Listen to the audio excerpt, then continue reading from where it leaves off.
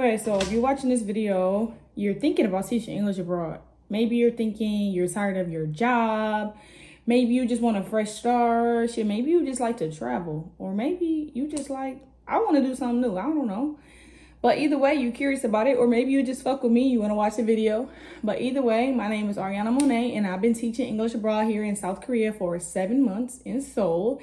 And let's just get into why I came to teach English abroad in the first place. Okay, so for starters, I really love to travel. Like, I love to travel. So I was always thinking about like traveling to different countries. And once I started traveling abroad, I'm like, okay, I can definitely teach English abroad. Or even if you've never been abroad, you can definitely still teach English abroad. Before I came to South Korea, I had never even been here. But I looked it up online and I kind of knew what I was getting into. But just teaching English abroad can give you just a different perspective on life and make you see things differently than you would have if you were living in your home country your whole life. You're not surrounded by the people who are not necessarily thinking the same, but just the people are just completely different out here. And also when you move to a different country, you're going to be spending a lot of time alone. Like, I know that may be hard for some people to hear, but like when you're alone, especially in a different country where you're facing all new challenges and experiencing new things, you're really going to get a different perspective on life and what you truly value.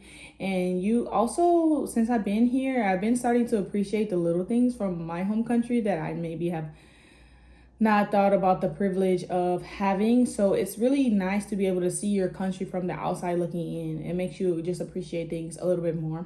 And also, like, you're literally just experiencing so many different things here, like in a different country. And it's like a once in a lifetime experiences. And honestly, you're never going to be as young as you are right now. Like, I don't know how old you are, but you're never going to be this young ever again. So you should just do it if you've really been thinking about it. Okay, yeah, but you only need a bachelor's degree and then a TEFL certificate.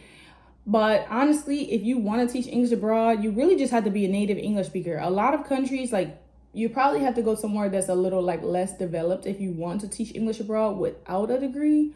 But it's definitely possible. And then also when you teach English abroad, let's say you do have the qualifications and stuff, like you do have the bachelor's and the TEFL, a lot of places will provide you with accommodation. My apartment in Korea is free. Free, okay? Like, what? And that brings me to my next point, actually. It's a good transitional phase in life. So I'm living in Korea. I'm exploring new things. I'm teaching English. I'm interacting with different kids, learning new culture. And it's making me evaluate like what I want in my life. And also my apartment is free, so I'm not really worried about that. So I'm able to save money and travel and just figure out what I want in my life. So I feel like this is a good like transitional phase if you don't know what to do. Teaching English abroad is fun. You could go for a year, 2 years. I mean, some people be staying here forever, but you know, wherever the wind takes me. Another really cool thing about teaching English abroad is you're going to meet a bunch of crazy people that are like you. And I mean crazy in a good way. Crazy as in they had the balls to leave their home country, whether it be for a year or 6 months or whatever, to go teach English in a foreign country. A lot of the times people come teach English and they never even been to that country. I ain't never even been to Korea before I came to teach English here. So you have to be a pretty bold person to be able to do something like that. So you get to meet a lot of people who are like-minded, who love traveling and like experiencing new things and really want to truly appreciate the true value in life and not just go to work and, you know, do the same thing and live in your hometown. You meet a lot of people who have different perspectives on life, and you meet people from all over the world, and you never know, you might have lifelong friends. So meeting the cool people is definitely really nice.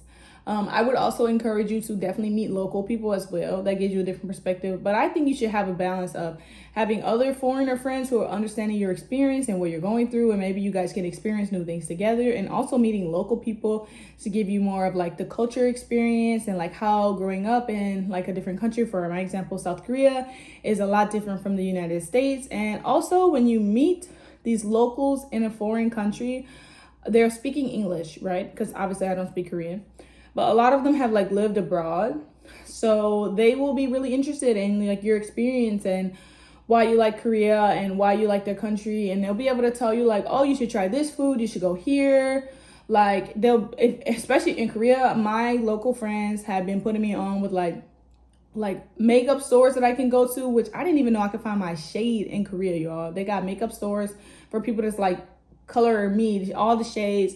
Skincare, y'all know Korea is the skincare, so like capital. So yeah, you just like, you need a balance of both. You get to meet so many cool people and you would have, oh my gosh, Also get to experience a lot of cultural things and traditions and like holidays that you would have never experienced otherwise. Like I'm gonna insert a clip. I went to the Korea Palace and I put on a hanbok, which is like a traditional Korean gear, and I went on a tour and like learned all about like, you know, like the Joseon dynasty and things like that. And that's just very cool. I like history. The way they deliver it in class be trash sometimes, but I like learning history, and it's so cool to learn about a country that has nothing to do with me. And especially since I'm living here, I'm kind of understanding like why they do certain things, and like just learning history about the country is also very cool. And you'll be able to have this experience for the rest of your life. Like you'll always be able to say like, oh, I lived in Korea and I did this and I did that. And like even if you came here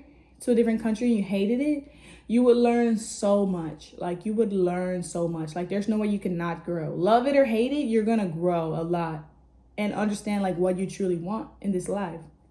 So just to kind of sum it up, honestly, moving to a foreign country to teach English abroad, no matter where you go, you're going to develop better communication skills because you're going to have to be communicating with people who are not native speakers to your language. And, you know, sometimes you have to figure out how to communicate with sign language. You know, you can say a lot of things without words. And I'm learning that as I don't speak the language here. Also, you get a lot of cultural intelligence versus if you stay in your home country, you're used to just that one culture, you may be kind of a little close-minded, but then when you go to a different country and you're understanding their culture and why they do things, you'll be more open and receptive to other cultures and why, maybe they might do this because of this. So you have like just different perspective. Just your cultural intelligence will grow a lot. And also moving to a foreign country, you will learn crisis management, okay? Something is gonna happen to you. Some shit's gonna hit the fan while you're here.